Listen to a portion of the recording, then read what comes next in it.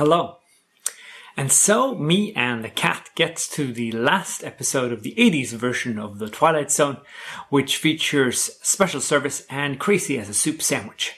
Now, these are not in broadcast order, it's just how my DVD is. Sorry. So, Special Service is, of course, the precursor, I would guess, for The Truman Show.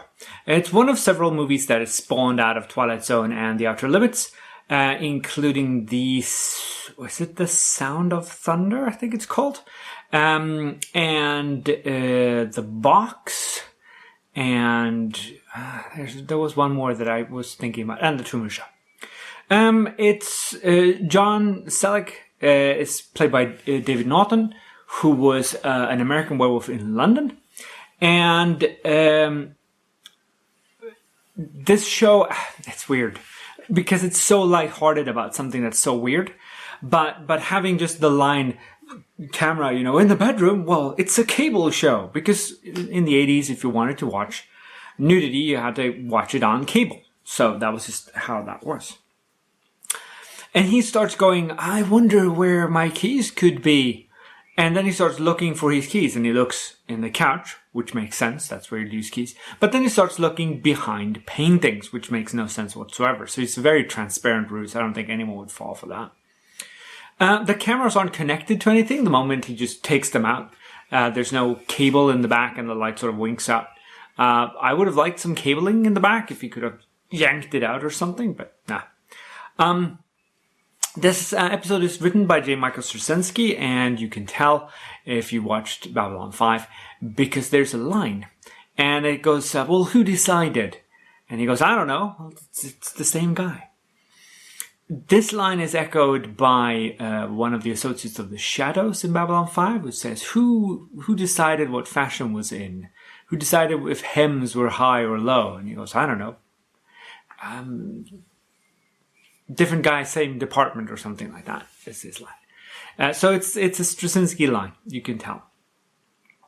We have a near fourth wall break, very much at the end when he sort of almost looks at the camera. This is all about the sort of main character syndrome that a lot of people labor under, that the world is about them. Hi, second cat. And how he's supposed to sort of get into... I don't get it, because even if he pretended not to be famous, the hordes of fans have been unleashed. They would just go to his house, right?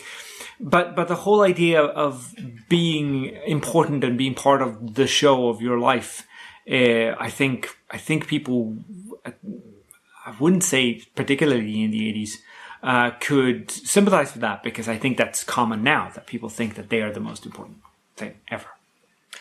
The last episode is Crazy as a Soup Sandwich. It is not my favorite episode. It has a lovely demon in it, but it's not great.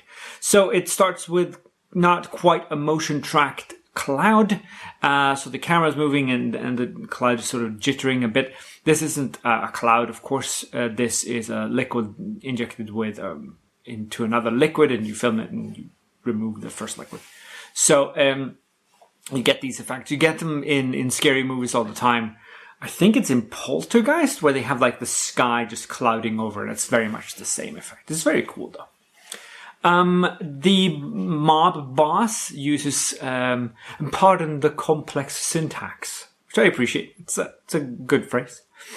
The broker sets up a pentagram that doesn't have straight lines. There's some of the lines are bowed or curved. That's probably not. That could be why she gets zapped into nothingness. Who knows? When Gus closes the door, he locks it. But when Archie is trying to get out, it opens immediately and he's out of there, like so. And I don't know. Why would they have him lock it if it's just going to open anyway? Is there a clip of Archie going to like preemptively open it, or did they just hope no one would notice? It's a very cold set that they put up the boxes in.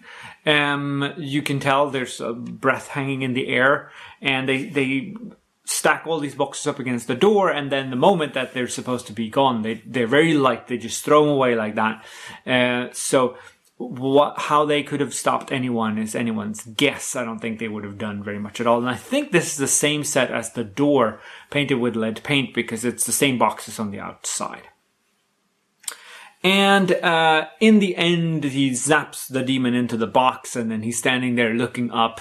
And I mean, that's a pretty shot, but he also jitters because the camera on the actual box shakes slightly, whereas the post projection, the editing in of the demon is fixed in frame position on an absolute point, which means that the box will jitter around it, which means that the demon looks like it's jittering. It's not my favorite episode, but who knows?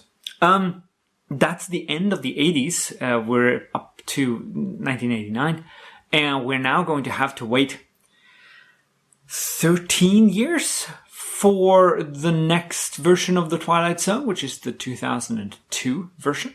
But before then, we're going to have a best of, and I look forward to seeing you then. Take care now.